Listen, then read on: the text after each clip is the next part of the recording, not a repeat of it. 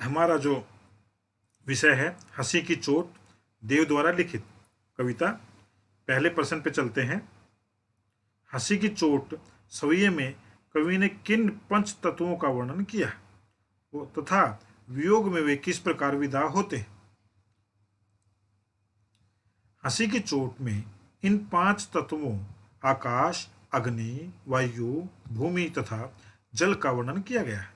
गोपी द्वारा तेज तेज सांस लेने छोड़ने से वायु तत्व चला गया है। अत्यधिक रोने से जल तत्व आंसुओं के रूप में विदा हो गया है। तन में व्याप्त गर्मी के जाने से अग्नि तत्व समाप्त हो गया है।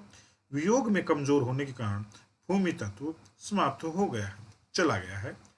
तो ये जो हमारे पांच शरीर में तत्व हैं, आकाश, अग्नि, वायु, भूमि तथा जल, ये पांचों के पांचों इसमें नष्ट होते हुए दिखाए गए हैं, समाप्त होते हुए दिखाए गए हैं। इसमें प्रश्न 2 में देखिए, हंसी की चोट सवियों की अंतिम पंक्ति में यमक तथा अनुप्रास अलंकार का प्रयोग करके मर्म अभिव्यंजित करना चाहता है। अब जो अंतिम पंक्तियां देखेंगे तो उसमें अनुप्रास और यमक का देखेंगे। अंतिम पंक्ति में यमक और अनुप्रास का प्रयोग करके कवि ने विरह में व्याकुल गोपी के हृदय का मर्म अभिव्यंजित करना चाहता है। कृष्ण की मुस्कान भरी छवि देखने के बाद उसका हृदय उसका नहीं रहा है। कृष्ण का मुंह फेरना उसके लिए घातक हो गया है। वह न जी पाती है न ही मर पाती है, बस कृष्ण के प्रेम में आशा में वह बैठी रहती है। प्रसन्न 3 में देखिए, नायिका सपने में क्यों प्रसन्न थी, वह सपना कैसे टूट गया। नायिका ने सपने में देखा श्री कृष्ण उसके पास आते हैं और उसे झूला झुलाने का निमंत्रण देते हैं। यह उसके लिए बहुत प्रसन्नता की बात थी। उसे सपने में ही सही कृष्ण का साथ मिला था। वह जैसे ही प्रसन्नता पूर्वक श्री कृष्ण के साथ चलने के लिए उठती है, इसी बीच उसकी नींद उचट जाती है। नींद उचटने से उसका सपना टूट जाता है और श्री कृष्ण का साथ भी छूट जाता है।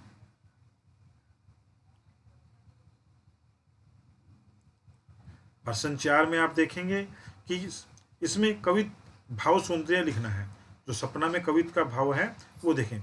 सपना कवित में भाव सौंदर्य में संयोगावस्था का वियोग में बदल जाना है, अर्थात मिलन का वियोग में बदलना उसके सौंदर्य को निखार देता है।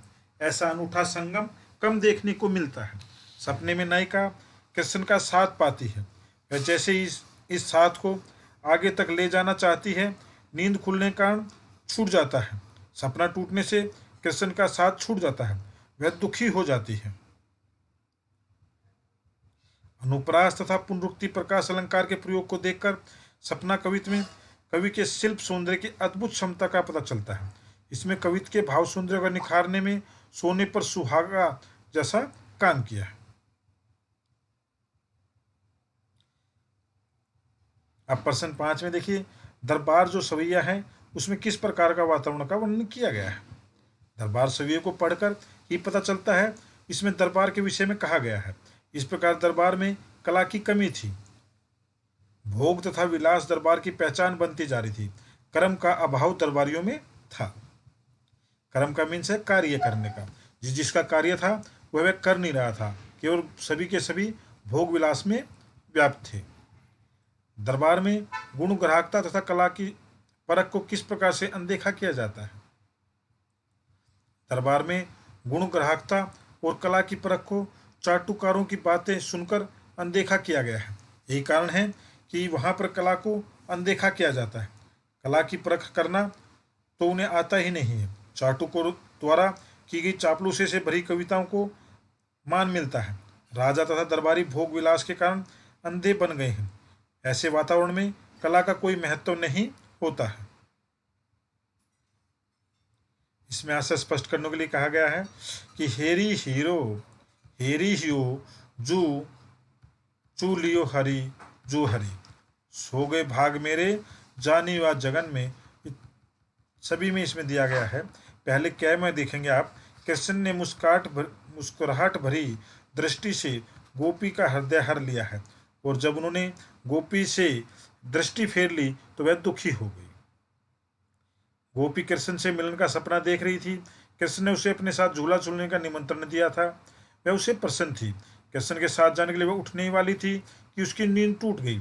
इस विषय पर वह कहती है कि उसका जागना उसके भाग्य को सुला गया, अर्थात उसके नींद से जागने के कारण कृष्ण का साथ छूट गया। यह जागना उसके लिए दुर्भाग्य के समान है। प्रस्तुत पंक्ति गैप पार्ट में देखें। बादल द्वारा बरसाई बूंदे आंखों में आंसू के रूप में गिर रही थी। वो कोई बारिश की बूंदें नहीं थी, बल्कि जो आंखों से आंसू गिर रहे थे वही थी जिसे नायिका सपने में बारिश समझ रही थी। भाव यह कि आकाश में बादल छाए हैं और रिमझिम बूंदें पड़ रही हैं। अब घ पार्ट में आप देखेंगे प्रस्तुत पंक्ति में दरबारी वातावरण का वर्णन कर रहे हैं। वह कहते हैं कि दरबार का राजा अंधा हो गए हैं, दरबारी गूंगे और बहरे हो गए हैं। वे भोग विलास में इतना लिप्त हैं कि उन्हें कुछ भी सुनाई नहीं देता है, अतः वह बोलने में भी असमर्थ है। प्रश्न 8 में देखिए, देव ने दरबारी चाटुकारिता और दमपूर्ण वातावरण किस प्रकार व्यंग किया है। देव दरबार के दमपूर्ण वातावरण का वर्णन करते हुए बताते हैं कि दरबार में राजा और भोगविलास में लिप्त रहते हैं। दरबारियों के साथ साथ राजा भी अंधा है, जो वह देख नहीं पा रहा है। यही कारण है कि कला तथा सौंदर्य का उन्हें ज्ञान ही नहीं रह गया है। अंधकार उन पर इतना हावी है कि कोई भी किसी वस्तु बात सुनने को और मानने के लिए राजी नहीं है।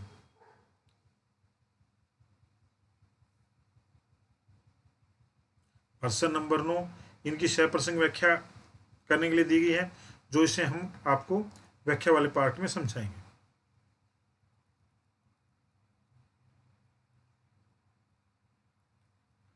इसमें अलंकार की बात पूछी गई है, तो देव के अलंकार प्रयोग का भाषा में कुछ उदाहरण इस प्रकार है। पहली रचना में वियोग में व्याकुल गोपी दशा में दर्शाने के लिए अतिशोक्ति अलंकार का प्रयोग किया गया है। हरि शब्द की दो अलग अलग रूपों में पुनः आवर्ती कारण यहाँ पर यमक अलंकार है। झररी झररी गहरी गहरी आदि में पुनरुक्ति प्रकाश अलंकार है। गहरी गहरी घटा में अनुप्रास अलंकार है। सो गए भाग मेरे जानी व जगन में विरोधाभास अलंकार है। यहाँ पर बड़ा ही सुंदर विरोधाभास का मुहासिब मूक रंग रीज काहू कर्म निपटे इत्यादि में अनुप्रास अलंकार। ये सभी उनके अनुप्रासों के अलंकार। अब जो दूसरे वाला पार्ट है आपका दरबार, उसमें